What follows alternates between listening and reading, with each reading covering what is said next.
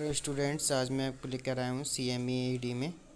आज हम पढ़ेंगे पब्लिक वर्क्स अकाउंट, यानी कि यूनिट 2 पढ़ेंगे। यूनिट 2 के अंदर हम public works and account, public के बारे में पढ़ेंगे, वर्क कार्य के बारे में पढ़ेंगे और अकाउंट्स के बारे में डिस्कस करेंगे। तो आइए चल देखते हैं चैप्टर नंबर 11, लेखा प्रणाली तथा लोक निर्माण विभाग का संगठन, government account system and organisation of public work department. राजकीय लेखा प्रणाली, गवर्नमेंट सिस्टम ऑफ अकाउंट। लेखा रचने की आवश्यकता, लेखा रचने की आवश्यकता क्या नेसेसिटी है? Necessity of the keeping account. एक और जहां सरकार को राजस्व, उत्पादन शुल्क व अन्य करों से प्रतिवर्ष करोड़ों रुपए की आय होती है, दूसरी ओर शासन को चलाने हेतु नियुक्त लाखों कर्मचारियों के वेतन भत्तों का भुगतान करना होता है और जनहित के कार्यों पर करोड़ों व्यय करने पड़ते हैं। इस लेन देन में हजारों हाथों का योगदान रहता है, कहीं कोई गड़बड़ ना हो, इसीलिए सब आय व्यय का विधिवत लेखा रखना होता है। क्योंकि सरकारी धन वास्तव में जनता का पैसा होता है, अतः जनता को संतुष्ट रखने के लिए भी सभी सरकारी आय व्यय का लेखा रखना आवश्यक है। विधिवत लेखा रखने के लिए सरकार ने आवश्यक लेखा नियम एवं लेखा प्रणाली बनाई है और इनका सही ढंग का पर अनुपालन करने के लिए लेखाकार व लेखा अधिकारी नियुक्त कर रहे हैं। निजी व्यापारिक संस्था में भी अपना लेखा रखते हैं, परंतु उनका मुख्य ध्येय लाभ अर्जित करना है, जबकि प्रजातंत्रीय व्यवस्था में सरकार का उद्देश्य लाभ कमाना नहीं होता, बल्कि जनता से करों द्वारा लिया गया धन जनता की खुशहाली व हित में व्यय करना होता है। फिर भी लेखा जिसके आधार लाभ हानि रखना आवश्यक है। ठीक है, तो ये नेसेसिटी है हमारी, जो लेखा है, जो हमारा अकाउंट है, उसके बारे में। तो देखते ही चर्चा करते हैं। सबसे पहला है सरकार अथवा विभाग को समय समय पर आय तथा व्यय का ब्यौरा देना, यानी कि समय समय पर हमें आय के बारे में ब्यौरा देना चाहिए। सेकंड है यह ज्ञात हो सके किसी विशेष मद में कितनी आय अथवा खर्च हुआ है। तीसरा, क्या उपलब्ध धनराशि फंड का सुसंगत ढंग पर नियमानुसार उपयोग हुआ है, किसी व्यक्ति द्वारा कहीं कोई गबन, हेराफेरी, अपव्यय तो नहीं हुआ है। निर्माण सामग्री का क्रय तथा खपत नियमानुसार और मितव्ययी है। निर्माण सामग्री की खपत कुल कार्य की प्रगति दर्शाती है। जनता को संतुष्ट रखने के लिए, यह दर्शाने के लिए कि विभिन्न करों द्वारा उनसे वसूला गया धन नियमानुसार व उत्तम ढंग से जनहित के कार्यों में पब्लिक वर्क पर व्यय हो रहा है। तो ये हमारे पॉइंट्स थे कि कैसे कैसे फंड को हमें व्यय करना है। फिर सिस्टम ऑफ अकाउंट, लेखा प्रणाली। सरकारी खातों में विभिन्न प्राप्ति तथा प्रव्यय का लेखा जोखा रखने के लिए निम्न 3 लेखा प्रणाली कायम की गई हैं। सिविल लेखा प्रणाली, सिविल अकाउंटिंग सिस्टम। वन विभाग लेखा प्रणाली, फॉरेस्ट अकाउंटिंग सिस्टम। लोक निर्माण विभाग प्रणाली, PWD अकाउंटिंग सिस्टम।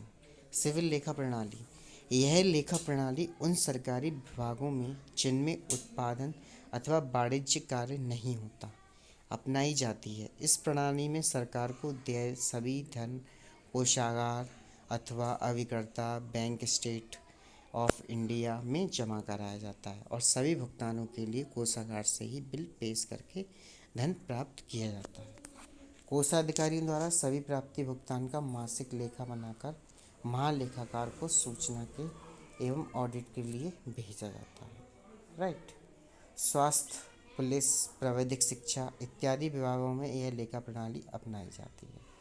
प्राविधिक शिक्षा, स्वास्थ्य, पुलिस, यानी कि स्वास्थ्य हॉस्पिटैलिटी में, पुलिस विभाग में आपकी तकनीकी जिस तरह से आप जिस बोर्ड से आप पढ़ रहे हैं, प्राविधिक शिक्षा में ट्रेजरी से यानी कोषागार से ही हमारा जो वेतन है वो बनता है।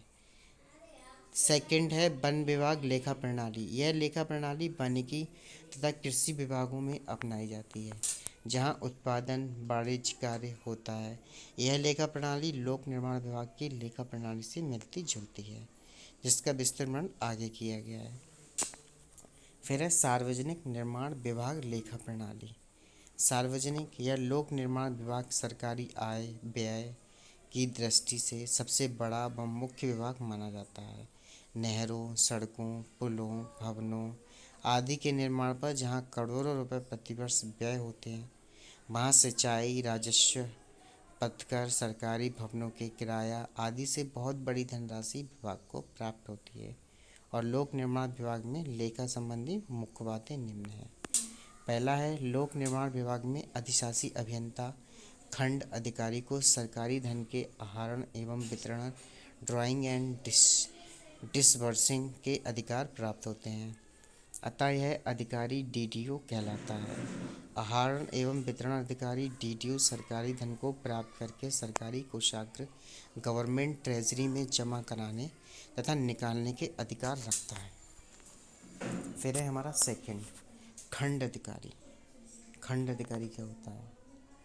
अधिशासी अभियंता सभी प्राप्ति तथा भुगतान का लेखा अपने कार्यालय में रखने के लिए जिम्मेदार होता है। वह खंड में प्राप्त धन को अपनी जिम्मेदारी पर कोषागार में जमा कराता है और भुगतान के लिए कोषागार बैंक के नाम चेक काटता है और नियमित स्थाना के वेतना तथा भत्तों का बिल बनाकर कोषागार बैंक से धन प्राप्त करता है और प्राप्ति तथा भुगतान का लेखा रोकड़ा बही कैशबुक में दर्ज कराता है और इसकी एक सत्य प्रति प्रत्येक महालेखाकार को सूचना व ऑडिट के लिए भेजा जाता है। थर्ड है, खंड में स्थापित भंडारों स्टोरों का लेखा सही रूप में रखने की व्यवस्था करता है और सभी सामग्री की प्राप्ति निकासी की मासिक 6 माही वार्षिक रिपोर्ट तैयार करके उच्च अधिकारियों महालेखाकार को सूचना आवश्यक जांच के लिए भेजता है। महालेखाकार द्वारा खंड के लेखा परीक्षण ऑडिट में सहयोग देता है।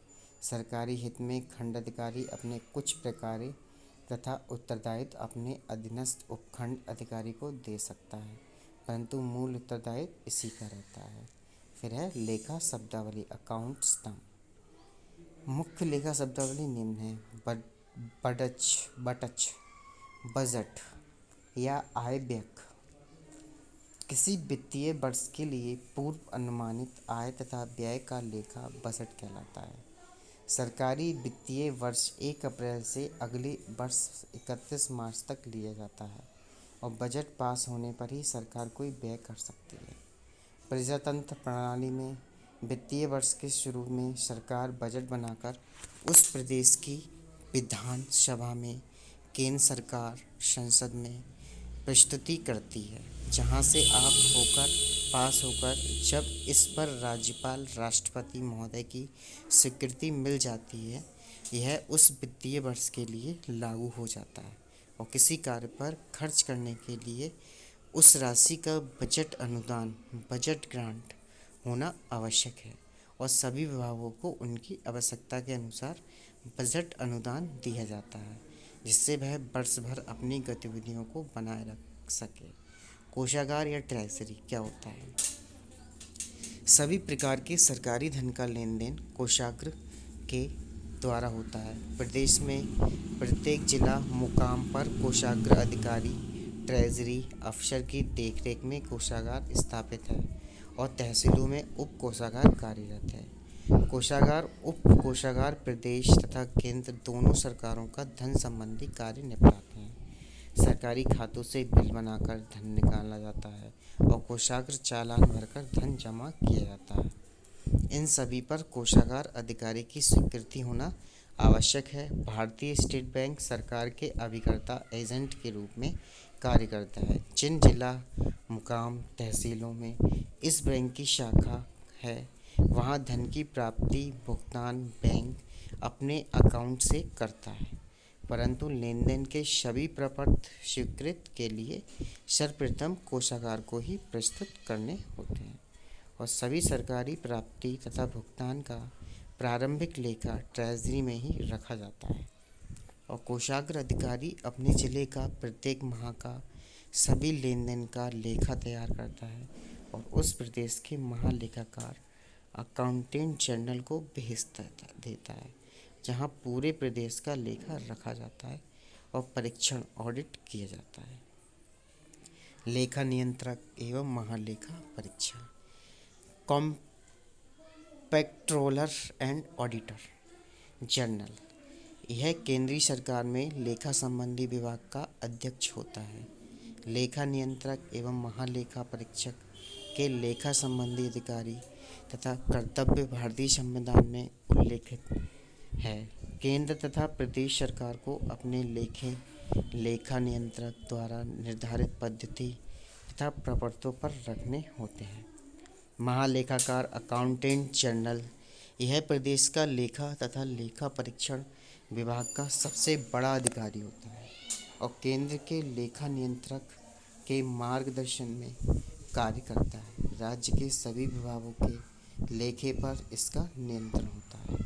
खंड के आय व्यय का लेखा तथा सभी प्रमाणक वाउचर प्रति महीने महालेखाकार के कार्यालय को भेजने होते हैं। महालेखाकार प्रदेश के सभी कोषागारों पर भी अपना प्रभावी नियंत्रण रखता है। महालेखाकार के अधीन बहुत से लेखा अधिकारी तथा लेखा लिपिक होते हैं और निर्माण विभाग के खंडों के लेखों को प्रतिवर्ष जांच करने के लिए महालेखाकार अपने कर्मचारियों की एक परीक्षक टोली ऑडिट पार्टी भेजता है। इस टोली द्वारा लेखा संबंधी उठाई गई आपत्तियों का खंड अधिकारी का निराकरण करना आवश्यक होता है। फिर है आकलन, क्रेडिट एवं विकलन, डेबिट। यह लेखा प्रणाली तो महत्वपूर्ण पद है। आकलन का अर्थ है प्राप्ति, रिसिप्ट आदि का। विकलन का अर्थ है व्यय, एक्सपेंडिचर। उदाहरण के तौर पर घास की नीलामी से प्राप्त 500 रुपये कार्य के खाते में आकलित क्रेडिट होंगे, जबकि ईंट की खरीद पर व्यय 2000 रुपये कार्य के खाते में विकलित डेबिट करने होंगे। ठीक है। विभागीय लेखा पुस्तकें, डिपार्टमेंटल फाइनेंशियल बुक्स। सरकारी लेखा जोखा रखने में कोई दिक्कत ना आए अथवा किसी चरण पर कोई भ्रम उत्पन्न ना हो, इसके लिए सरकार ने अनेक लेखा व संदर्भ पुस्तकें व संहिता तैयार की है, जिनका अध्ययन व अनुपालन सभी लेखा कर्मियों के लिए आवश्यक है। मुख्य लेखा पुस्तकें निम्नलिखित हैं। वित्तीय हस्त पुस्तकें, फाइनेंशियल हैंडबुक्स। महालेखा परीक्षक ऑडिटर ने केंद्र तथा राज्य सरकारों के मार्गदर्शन हेतु लेखा संबंधी मूल नियम बनाए हैं तथा लेखा रखने के लिए विभिन्न प्रवर्तों के प्रारूप सुझाए हैं। अधिकारियों के वित्तीय अधिकारों तथा सेवा संबंधी नियमों को भी स्पष्ट किया है। सभी सरकारों को इन नियमों का पालन करना अनिवार्य है। इन नियमों तथा प्रपत्रों में महालेखा परीक्षक की अनुमति प्राप्त किए गए बगैर कोई परिवर्तन या संशोधन नहीं हो सकता, परंतु राज्य सरकारें मूल नियमों के अंतर्गत विस्तृत नियम महालेखाकार अकाउंटेंट जनरल की देखरेख में बना सकते हैं और उत्तर प्रदेश ने यह नियम वित्तीय हस्त पुस्तकों के रूप में प्रकाशित किए हैं। ये 6 खंडों में है जो तालिका में दिया हुआ है। जैसे खंड 1, इसमें विभिन्न सरकारी विभागों के अधिकारियों के वित्तीय अधिकार दिए गए हैं। खंड 2, इसमें सेवा संबंधी नियम जैसे वेतन, अवकाश आदि दे रखे हैं। खंड 3, इसमें यात्रा भत्ता संबंधी नियम हैं। नंबर 4, खंड 4, इसमें कर्मचारियों को सेवानिवृत्ति पर मिलने वाली सुविधाएं तथा पेंशन संबंधी नियम हैं। खंड 5, इसमें लेखा नियम तथा वित्तीय लेन देन की कार्यप्रणाली दी गई है। खंड 6, इसमें इंजीनियरिंग विभागों के निर्माण कार्य का लेखा संबंधी नियम तथा प्रपत्र दिए गए हैं। तो लेखा निर्माण विभाग के लिए खंड 5 व 6 विशेष उपयोगी हैं। स्वायत्तशासी निकाय भी वित्तीय हस्त पुस्तकों के आधार पर नियम बनाते हैं। जैसे सिविल सेवा नियमावली, सिविल सर्विसेज रूल, इसमें राजकीय कर्मचारियों की सेवा शर्तों, अवकाश, सेवानिवृत्ति, पेंशन संबंधी नियम व उपनियम दे रखे हैं ताकि विभाग का कामकाज ठीक चलता रहे। सेवा नियमावली 3 खंडों में प्रकाशित की गई है। शासनादेश संग्रह, मैनुअल ऑफ गवर्नमेंट ऑर्डर्स, विभागीय अधिकारियों के मार्गदर्शन तथा कार्य संपादन के लिए सरकार विभिन्न विभागों के लिए अलग अलग शासनादेश संग्रह प्रकाशित करती है। इसमें सभी सरकारी आदेश रखे होते हैं। लोक निर्माण लेखा संहिता, पब्लिक वर्क अकाउंट। यह संहिता 2 खंडों में है। इसमें सार्वजनिक निर्माण कार्य के लेखा संबंधी नियम, उपनियम, निर्देश दे रखे हैं और लेखा निर्माण लोक निर्माण विभाग के अधिकारियों द्वारा अपनाई जाने वाली कार्य प्रणाली का वर्णन है। यह सरकार द्वारा बनाए गए ट्रेजरी तथा समान वित्तीय नियमों के पूरक के रूप में होता है। इसमें निर्धारित विभिन्न लेखा पत्रों का संदर्भ भी दे रखा होता है। कोषाग्र नियमावली, स्टेट ट्रेजरी रूल्स। इस पुस्तक में कोषागार की कार्यप्रणाली तथा आय व्यय का लेखा संबंधी नियम दे रखे हैं। लेखों के परीक्षण, ऑडिट के नियम व प्रक्रिया भी इसी पुस्तक में है। ठीक, फिर है लेखा शीर्षक, हेड्स ऑफ अकाउंट। यहाँ सरकार को विभिन्न स्रोतों, राजस्व, ठीक है, एक्साइज, कस्टम, ठीक है, विभिन्न कर, शुल्क, जुर्माने, उत्पाद से आय होती है, वहाँ सरकारी सेवकों के वेतन, भत्ते, कानून तथा व्यवस्था बनाए रखने, विभिन्न जनहित कार्यों तथा मदों पर व्यय करना पड़ता है। आय तथा व्यय का विधिवत तथा स्पष्ट लेखा रखने के लिए समान प्रकार की आय तथा भुगतानों का एक मद के अंतर्गत रखा जाता है। इसे लेखा शीर्ष, हेड ऑफ अकाउंट कहते हैं। विभिन्न मदों में लेखा रखने पर आय व्यय पर अधिक प्रभावी ढंग से नियंत्रण रखा जा सकता है। किसी परिव्यय के लिए उस वर्ष के बजट अनुदान में प्राविधान होना आवश्यक है। लोक निर्माण विभाग में लेन देन के मुख्य शीर्ष निम्नलिखित हैं। आय राजस्व शीर्षक, रेवेन्यू हेड्स क्या होता है देखते हैं। रेवेन्यू हेड्स, इस शीर्षक में सभी प्रकार के आय का लेखा रखा जाता है। सेकंड है व्यय शीर्षक, एक्सपेंडिचर हेड्स, इसके अंतर्गत सभी परिव्यय का लेखा रखा जाता है। प्रेषण शीर्षक, अन्य विभागों, खंडों से लेन देन का आय व्यय का लेखा रखा जाता है। डेबिट ऋण शीर्षक, डेबिट हेड्स, ठीक, इस शीर्षक के अंतर्गत अस्थायी तौर पर सस्पेंस पर रोकी गई आय व्यय का लेखा रखा जाता है और वास्तविक शीर्षक ज्ञात होने पर इसे डेबिट शीर्षक से निकालकर इसे सही शीर्षक में डाल दिया जाता है। आय तथा व्यय के शीर्षक मुख्य शीर्षक कहलाते हैं। देखिए, राजकीय विभाग, आय रिसिप्ट आवंटित संख्या, व्यय एक्सपेंडिचर आवंटित संख्या। लोक निर्माण 059, 259 एंड 459। शिक्षा 077, 277, 477। चिकित्सा 80, 280, 480। जन स्वास्थ्य जल सैनिटरी 082, 282, 482। हाउसिंग 083, 283, 483। कृषि 105, 305, 505। सिंचाई 133, 333, 533। सड़कें व पुल 137, 337, 537। आय शीर्षक, व्यय राजस्व शीर्षक। व्यय कैपिटल शीर्षक में क्रमशः 200 व 400 का अंतर रखा गया है, जबकि सभी शीर्षक का दूसरा तीसरा अंक सभी में समान रहता है। मुख्य शीर्षक को पुनः स्पष्ट के लिए निम्नलिखित उप शीर्षकों में तोड़ा जाता है। मेजर हेड, सब मेजर हेड, माइनर हेड, सब head, detailed head, standard offset. मुख्य शीर्षक, उप मुख्य शीर्षक, लघु शीर्षक, उप शीर्षक, विस्तृत शीर्षक, ठीक है, और मानक मत। अप्रैल 1987 में लेखा शीर्षकों को पुनरीक्षित किया गया। खंड कार्यालयों में लेखा शीर्षक का विवरणी पत्र होता है, जहां से आवश्यक शीर्षक का पता लगाया जा सकता है और व्यय की मुख्य मानक मदें अग्र, ठीक। 01 वेतन, 02 मजदूरी, महंगाई, 03 भत्ता, 04 यात्रा भत्ता, ठीक। 6 कार्यालय व्यय, 7 टेलीफोन व्यय, 11 किराया उपशुल्क और कर स्वामित्व, 19 लघु निर्माण कार्य, 20 मशीनें और सज्जा उपकरण, यंत्र 23, 23 अनुरक्षण, 25 सामग्री और संपूर्ति, 30 बटन खाता हानियाँ, 31 उच्चतन। कंप्यूटरीकरण में आसानी रहे अतः लेखा शीर्षक को अब कोष्ठ को ब्लॉकों के भीतर अंकों में लिखा जाता है। मुख्य शीर्षक, उपशीर्षक, लघु शीर्षक, उपशीर्षक, विस्तृत शीर्षक एवं महत्व।